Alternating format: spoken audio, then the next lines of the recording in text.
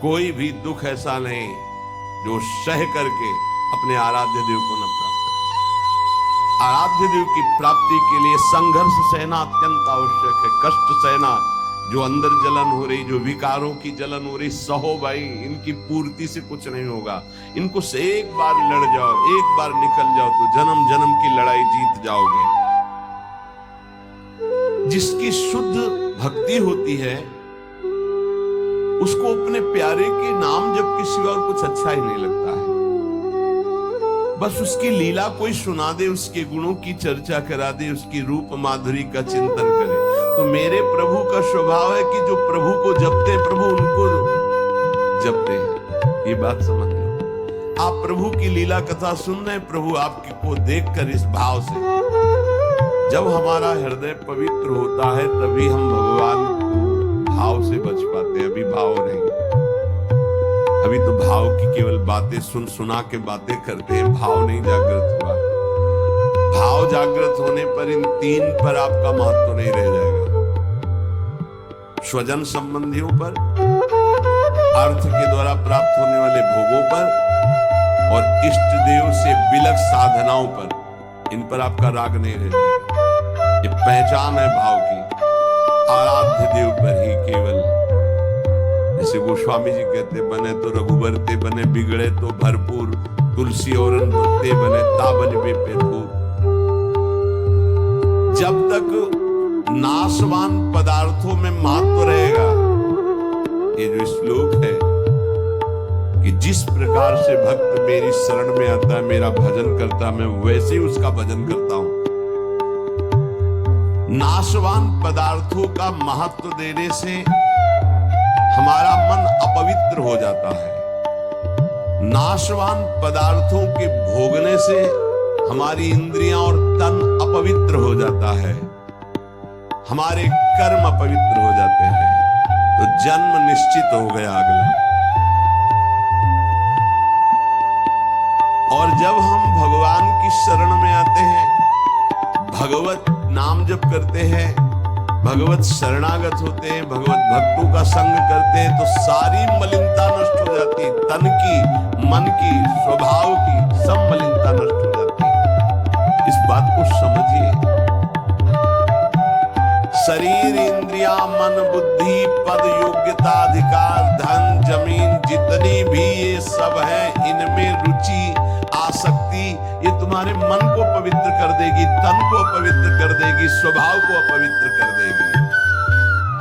अगर इन्हीं सभी को प्रभु को समर्पित करके कर्तव्य कर्म का पालन करते हुए नाम जप करोगे तो सब कुछ पवित्र हो जाएगा।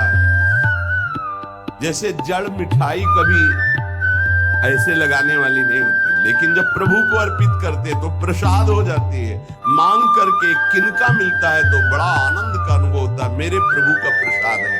ऐसे ही शरीर, इंद्रिया, मन, बुद्धि, पद, योग्यता, अधिकार, धन, जमीन, जो कुछ भी है उसे प्रभु को अर्पित करके अपने कर्तव्य का पालन करते हुए जो नाम जप करता, उसका तन पवित्र, उसका मन पवित्र, उसका स्वभाव पवित्र, उसकी सब वस्तुएं पवित्र हो जाती है।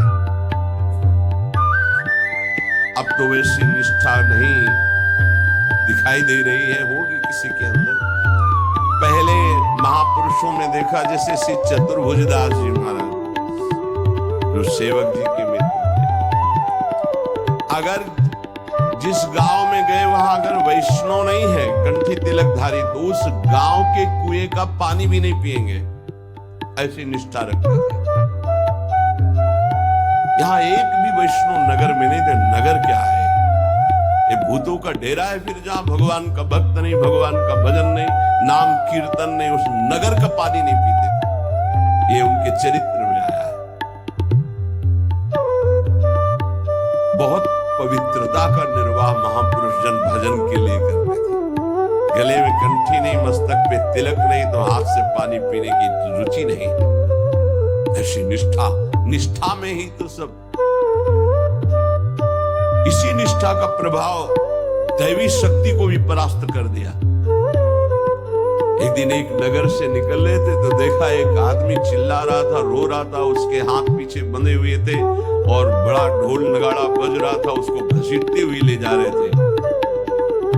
चतुर्भुज दास जी मंडली के सहित मुरली मनोहर अपने ठाकुर को लेकर मुरलीधर को वो विचरण करते थे, तो उन्होंने लोगों से पूछा, ये आदमी इतना त्राहिमाम बोल रहा है, इसका कोई साथ क्यों नहीं दे रहा है, इसको क्या?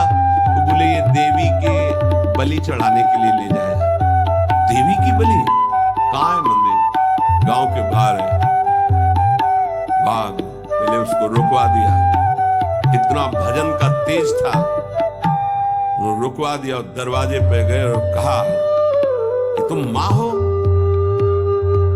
कैसी माँ हो जो तुम अपने बच्चों की हत्या करवाकर मुस्कुराना सीखती हो? तुम माँ हो, इसका मतलब है तुम्हारे अंदर ममत्व नष्ट हो चुका है। चाहे कोई भी सृष्टि का जीव हो, वो तुम्हारा बेटा होता है। वो पुत्रो जायते क्वचित् कुमाता न भवति। ये कैसा न्याय आपका कि आपके सामने आपके बेटे को बंदी बनाकर बलि दिया जा रहा हो, आप प्रसन्न मुद्रा में हो। वहां के पुजारी ने कहा, आप अंदर नहीं घुस सकते। बोले, ये अंदर नहीं रह सकती है। ठाकुर जी को साथ लेकर देवी जी बाहर निकल आए, ठाकुर जी को सिंहासन पे विराजमान किया।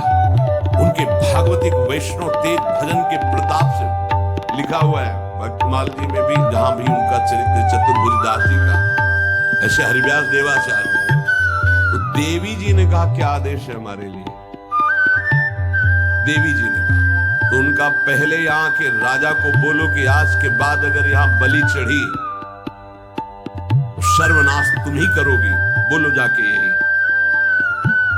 राजा को जाकर के देवी जी ने भय दिखाया और कहा, अगर आज के बाद किसी भी जीव की हमारे ऊपर बलि चढ़ाई गई तो अब हम वैष्णवी हो गई है आज के बाद।